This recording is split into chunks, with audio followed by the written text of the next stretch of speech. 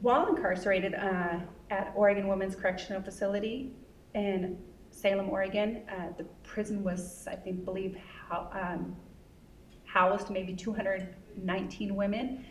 It became overcrowded, and they needed fast results for the ongoing prison population increase due to Measure 11. So they contracted with Corrections Corporation of America, which is a for-profit private prison, to house 78 of us Oregon women in Florence, Arizona. They put out a volunteer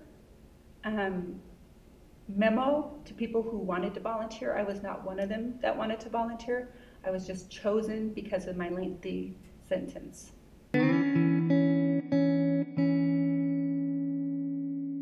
As we exited the buses and entered into the facility, there was a lot of male correctional officers lining the walls of the hallways, and they made lewd comments such as, "Oh, look at the nice tits on that one. Oh, I'd like a piece of that."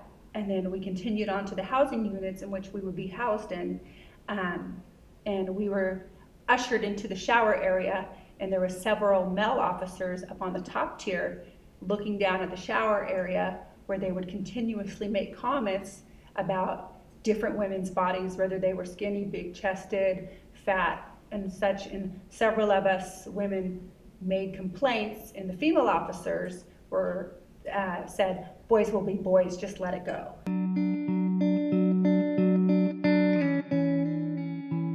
None of the women knew what to do. It was just kind of shocking coming from OWCC, which at that time we weren't exposed to that type of environment there. And then to just be thrown at this place in a state, in a prison system that we didn't really know much about. So everybody pretty much just kept quiet, and we talked amongst ourselves to each other. It was a hostile environment. So there was a lot of fights immediately right off. And I was one of the first inmates to end up in a fight over there. And so I was sent to segregation, which at that prison they didn't have a segregation unit for us. They housed us in the medical infirmary area. And that's where I was sexually assaulted, physically assaulted by correctional officers.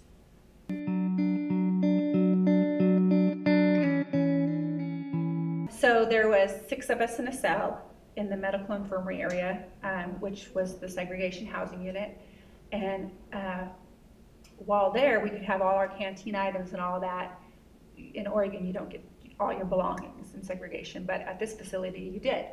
So we had a captain come to our cell and say, "Oh, hey, what are you girls doing?" And we started chatting him up. He pulled out a joint and handed it to us. And at the very beginning, we thought it was like a rolled up cigarette, because on the commissary list there, you could buy rolled up cigarettes and the pouches of tobacco.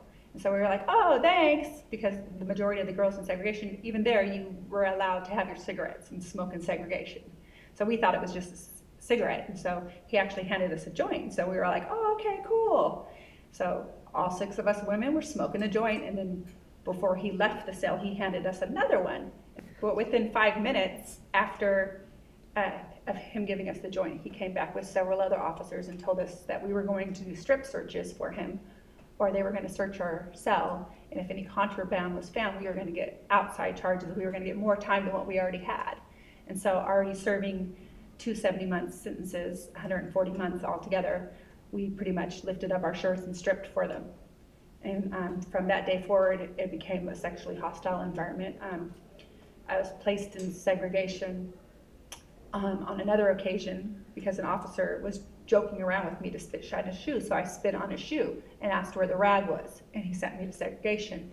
And that was the time in my segregation where they stuck me in a dry cell for 3 days.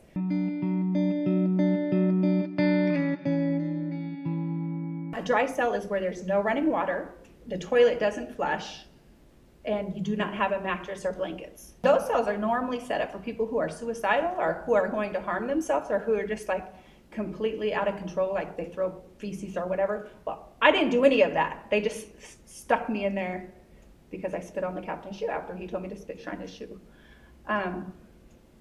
So for 3 days, I was in that cell, and nobody came back to give me any meals. I couldn't run water to get a drink. I couldn't flush any You could have bodily fluids or anything. You could have died in that time. And nobody would have known. And then an officer came back, and I was like, hey, you know, I've been back here for this, on this day I came back, and I've been back here this long, and I haven't had any food. And so he said breakfast was almost going to come up, and I would have to wait about an hour or so until breakfast. And I was like, okay, well, can you turn on my water and stuff like that? Can I get some toothpaste, some baking soda, or a toothbrush to brush my teeth? And then he ended up leaving and then coming back with his lunch and sharing his lunch with me. And then we started talking, and then several days through him continuously coming up and talking to me during his shift, because he was, his shift was to work in the infirmary area. One thing led to another, and I was pretty much forced into performing fellatio on him.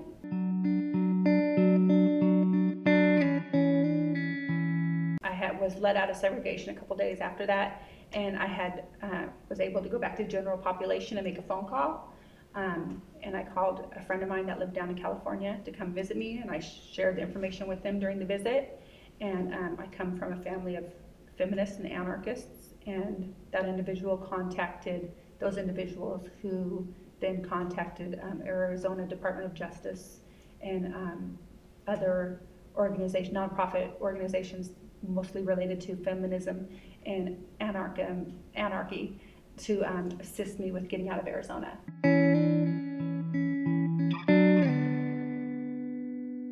They forced me to give a polygraph.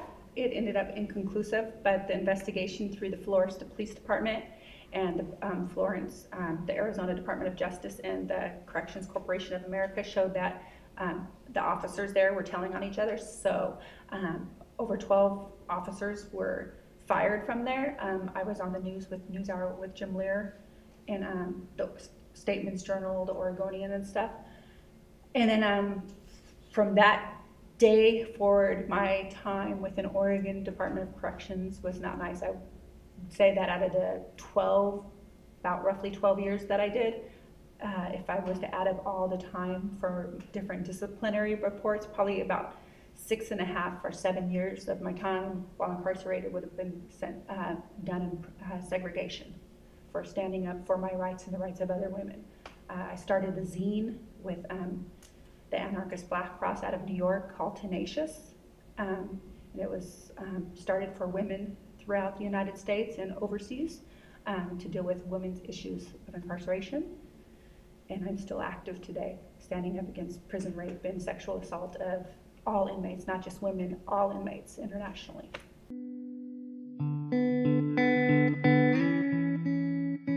I requested several times for mental health counseling to deal with the issue. I think that I saw this woman, this counselor at Coffee Creek one time. She had sent me to OSP to see one of their psychiatrists to deal with prison rape, but I was pretty much ignored, and their job was to make me look like I was a liar. And that's still their job today, is to make the women who report sexual assault behind, barbed wire fences to appear as if they're lying.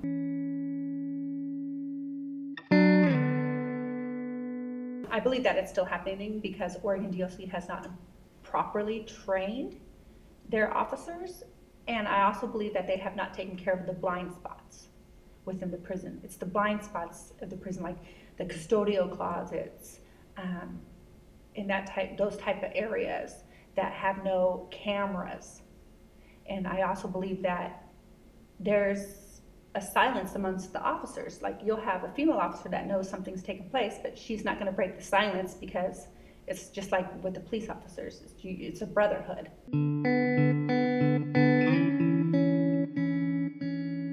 I do some volunteer work for the YWCA's Overcome group, which assists women exiting the prison system with clothing, and mentors who are now active members of society who are previously incarcerated. We assist them with clothing and stuff like that when they get out. And so one of the girls continuously picks up the girls and takes them to their parole office or wherever they need to go if nobody's there to pick them up. And we're constantly hearing stories of different staff being involved with inmates.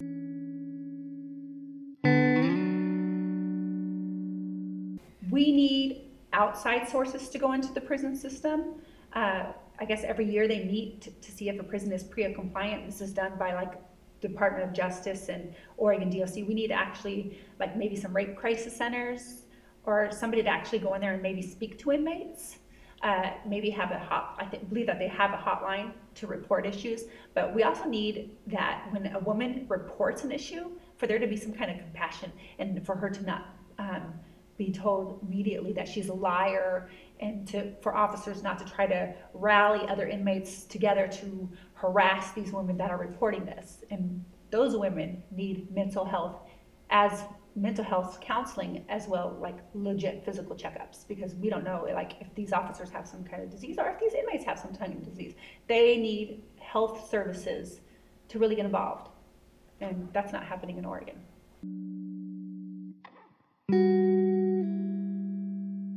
Any kind of services, counseling and stuff that I've received have been from prison advocates. I have received absolutely no mental health counseling. I have post-traumatic stress disorder. I have flashbacks from the situation in which I was involved in, and I believe that it's actually Oregon's responsibility to take care of my mental health issues because I was locked up under their care. And that's not being done, but I deal with them through friends and family helping me out. But there needs to be some kind of system in place for other women exiting the system that might be victims of this, for them to move from being a victim to a survivor and then a resistor and standing up for others.